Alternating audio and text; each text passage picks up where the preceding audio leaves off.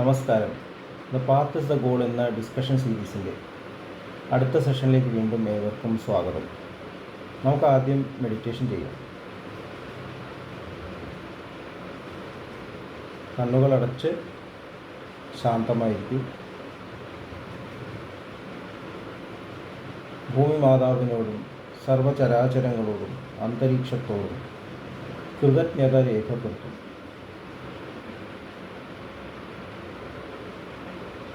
ഭൂമി മാതാവിൽ നിന്നുമുള്ള healing energy കാലുകളിലൂടെ പ്രവേശിച്ച് ശരീരം മുഴുവൻ വ്യാപിക്കുന്നതായും ശരീരത്തിലെ എല്ലാ ഭാഗങ്ങളെയും എല്ലാ കോശങ്ങളെയും റിലാക്സ് ചെയ്യാൻ സഹായിക്കുന്നതായും അനുഭവിക്കുക.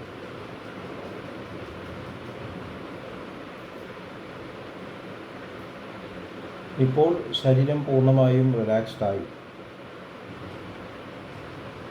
ഈ റിലാക്സേഷൻ ഹൃദയത്തിൽ അനുഭവിക്കും.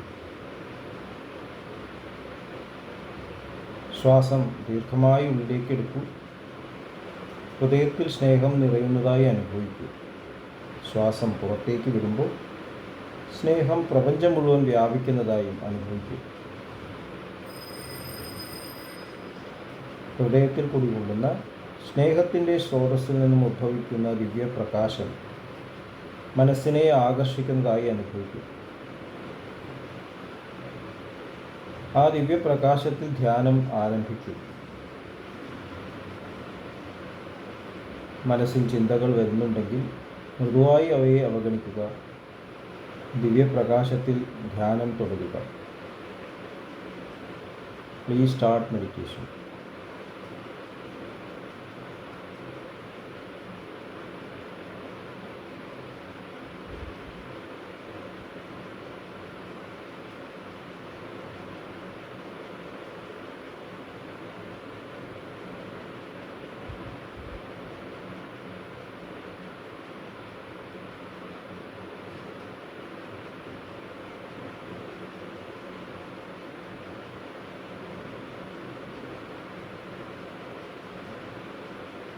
ഓക്കെ, ആ കണ്ടീഷൻ ഹൃദയത്തിൽ നിലനിർത്തി പതുക്കെ കണ്ണുകൾ തുറക്കും.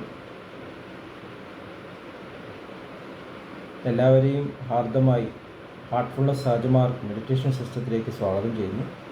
എങ്ങനെ ജോയിൻ ചെയ്യാം എന്നത് ഡിസ്ക്രിപ്ഷൻ ബോക്സിൽ കൊടുത്തിട്ടുണ്ട്.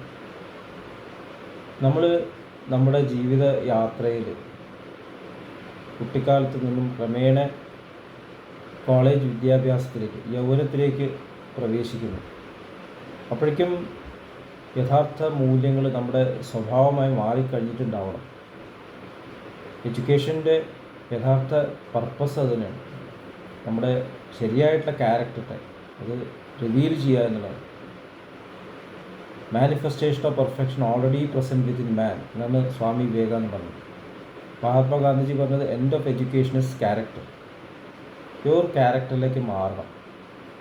നമ്മുടെ ഉള്ളിലുള്ള പ്രജുഡിസസ്, മുൻവിധികളെല്ലാം മാഞ്ഞു പോയിട്ട് പരിശുദ്ധമായിട്ടുള്ള സ്നേഹം കൂടുതൽ എക്സ്പ്രസ് ചെയ്യുന്ന തരത്തിൽ നമ്മൾ വളരണം. അതാണ് ബോധത്തിൻ്റെ എക്സ്പാൻഷൻ എന്ന് പറയുന്നത്. ഓരോ സമയത്ത് എന്ത് ചെയ്യണം, എങ്ങനെ ചെയ്യണം, എപ്പോൾ ചെയ്യണം ഒന്നും പറഞ്ഞു കൊടുക്കേണ്ട കാര്യമില്ല. നാച്ചുറലായിട്ട് അത് അവരുടെ സ്വഭാവമായിട്ട് മാറണം. അപ്പം അങ്ങനെ ഒരാളാണ് ശരിക്കും കൂടുതൽ ഉപരിപഠനത്തിന് തയ്യാറാവുന്നത്. അല്ലാത്ത പക്ഷം എഡ്യൂക്കേഷൻ കൊടുത്തു കഴിഞ്ഞാൽ അത് ദുരുപയോഗപ്പെടുത്തുള്ളൂ. മഹാഭാരതത്തിൽ അശ്വത്ഥാമാവിന് ബ്രഹ്മാസ്ത്രം കൊടുത്ത കഥ നമുക്കറിയാം, ദ്രോണാചാര്യ. അപ്പോൾ ഈ ഒരു മൂല്യം ക്രമേണ കുറഞ്ഞു വന്നതായിട്ട് നമുക്ക് കാണാൻ സാധിക്കും. നമ്മുടെ പുരാണങ്ങളിലും സ്ക്രിപ്റ്റേഴ്സിലെല്ലാം ക്യാരക്ടർ ഇല്ലാതെ ഹയർ എഡ്യൂക്കേഷൻ കൊടുക്കില്ല എന്നുള്ളൊരു കാര്യം നമുക്ക് കാണാൻ സാധിക്കും. അത് യഥാർത്ഥത്തിൽ അങ്ങനെ ആയിരുന്നു എന്നറിയില്ല, പക്ഷേ ആ ഒരു സങ്കല്പം ഉള്ളിലുണ്ട്. ഉയർന്ന തരത്തിലെ വിദ്യ കൊടുക്കണം എന്നുണ്ടെങ്കിൽ തപസ് ചെയ്യണം, മെഡിറ്റേഷൻ. ദിവ്യായുധങ്ങൾക്ക് വേണ്ടിയിട്ട് അർജുനൻ തപസ് ചെയ്തു എന്ന് കാണാം. ദധീജി മഹർഷിയുടെ വെർട്ടിബിൾ കോളത്തു നിന്നാണ് തണ്ടർ ബോൾട്ട് ഉണ്ടാക്കുന്നത്. സാക്രിഫൈസ് യജ്ഞഭാവത്തിലിരിക്കുന്ന ദധീജി മഹർഷിയുടെ. അപ്പോൾ യജ്ഞഭാവത്തിനും ഡിസിപ്ലിനും ഒക്കെയാണ് ശരിക്കും നമ്മൾ ഹയർ എഡ്യൂക്കേഷന് തയ്യാറാക്കാൻ സാധിക്കുള്ളൂ എന്നുള്ളത് വളരെ ക്ലിയറാണ്. യുധിഷ്ഠിരൻ രാജാവായിരുന്നു, അതുപോലുള്ള രാജാവ് ആണ് വേണ്ടത്. ഭരത ചക്രവർത്തി, ഋഷഭദേവൻ, നമ്മൾ ഒരുപാട് സ്റ്റോറീസ് വായിക്കും. അപ്പോൾ അങ്ങനെയായിരുന്നു അന്ന് സെലക്ഷൻ ഉണ്ടായിരുന്നു. കാലാന്തരത്തിൽ അങ്ങനെയുള്ളൊരു കാര്യം ഇല്ലാണ്ടേ സ്കില്ലുണ്ടെങ്കിൽ അല്ലെങ്കിൽ തലയിൽ അറിവുണ്ടെങ്കിൽ ജോലി കൊടുക്കാം, അങ്ങനെയായി മാറി. അതറിയോ, ആ ജോലി അറിയോ, എന്നാൽ ആ ജോലി കൊടുക്കുക. അപ്പോൾ അത് മാറിയിട്ട് ക്യാരക്ടർ ആദ്യം വന്നതിന് ശേഷമാണ് ശരിക്കും ഹയർ ലെവലിലേക്ക് കൊണ്ടുപോകാൻ സാധിക്കും. അതാണ് വർണ്ണാശ്രമധർമ്മം പറയുന്നത്.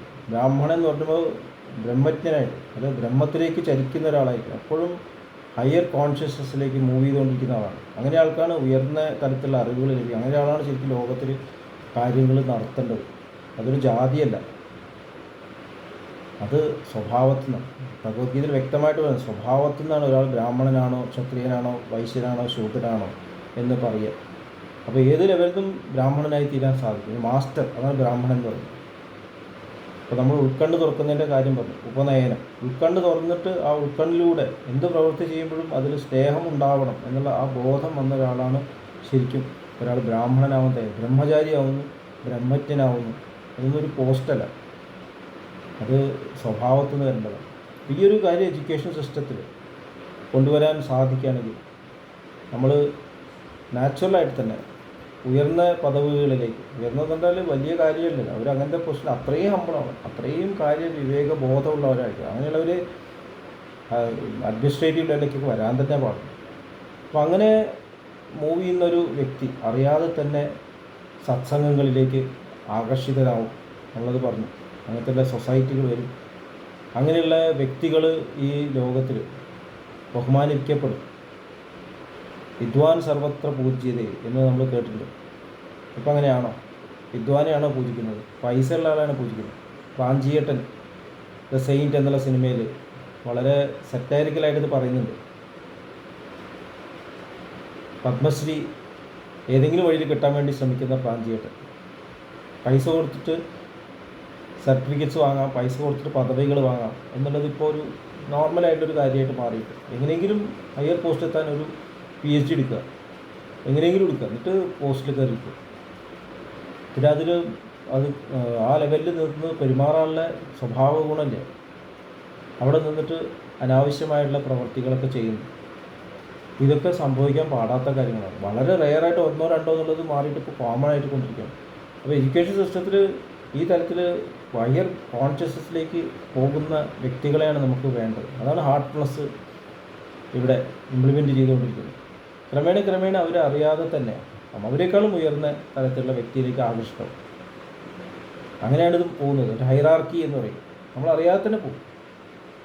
അവർ സ്വഭാവ ഗുണം കൊണ്ടാണ് നയിക്കുന്നവർ. നമ്മളുടെ മുമ്പിൽ പോകുന്നവർ അവർ അറിവ് കൊണ്ടല്ല, ഒരു സ്വഭാവ ഗുണം കൊണ്ട്. അതാണ് മാസ്റ്റേഴ്സ് എന്ന് പറയും. മാസ്റ്റേഴ്സ് ഒരിക്കലും പണ്ഡിതന്മാരായിരുന്നില്ല. ജീസസ് ക്രൈസ്റ്റോ കബീർദാസ്ജിയോ ബാബുജി മഹാരാജോ രാമകൃഷ്ണ പരമഹംസനോ ഒന്നും പണ്ഡിതന്മാരായിരുന്നില്ല. രമണ മഹർഷി, അവരൊക്കെ ക്യാരക്ടറിലുള്ള ഗ്രേറ്റ്നെസ്സാണ്. ആ ഒരു ഗ്രേറ്റ്നെസ് പണ്ഡിതാഹ സമദർശിനഹ എന്ന് ഭഗവാൻ ഭഗവത്ഗീതയിൽ പറഞ്ഞു. എല്ലാവരെയും സ്നേഹത്തോടെ കാണുന്ന, വേണ്ടത് ചെയ്യാൻ സാധിക്കുന്ന വ്യക്തികളിലേക്ക് നമ്മൾ ആകർഷണമാകുന്നു. അവരായിരിക്കും ഈ ലോകത്തിന് പിന്നെ ഗൈഡ് ചെയ്യുന്നത്. അതുകൊണ്ടാണ് ശങ്കരാചാര്യർ പറഞ്ഞത് മഹാജന സംശ്രയം, മനുഷ്യത്വം മുമുക്ഷുത്വം മഹാജന സംശ്രയം. മുമുക്ഷുത്വം എന്നുള്ള അങ്ങനെ ഉയരണം എന്നുള്ളൊരു താല്പര്യം. മഹാജന സംശയം എന്നാൽ അറിയാത്തന്നെ ഇങ്ങനെയുള്ള വ്യക്തികളുടെ അടുത്തേക്ക് പോവുക. ഇത് ഒരു നോർമലായിട്ടൊരു കാര്യം. ഇതായിരിക്കണം ഫാഷൻ ശരിക്കും. ഇപ്പോൾ ഫാഷൻ എന്ന് പറയുന്നത് ഏതെങ്കിലും ഒരു ആക്ടർ ചെയ്യുന്ന പോലെ കളിക്കാരൻ്റെ ഡ്രസ് പാറ്റേണോ ഒരു ഹെയർ കട്ടിങ് രീതിയോ അത് കോസ്മെറ്റിക്സ് ഉപയോഗിക്കുന്നത്, ഇതാണ് നമ്മൾ ഫാഷനായിട്ട് കാണുന്നത്. ശരിക്കുള്ള ഫാഷൻ നമ്മൾ ക്യാരക്ടറായിരിക്കണം ഫാഷനായിട്ട്. ഞാൻ ക്യാരക്ടറിൽ ശ്രദ്ധിക്കുന്നു. അപ്പോൾ നാച്ചുറലായിട്ട് ചോദിക്കണം, നീ ഇന്ന് രാവിലെ മെഡിറ്റേറ്റ് ചെയ്തു?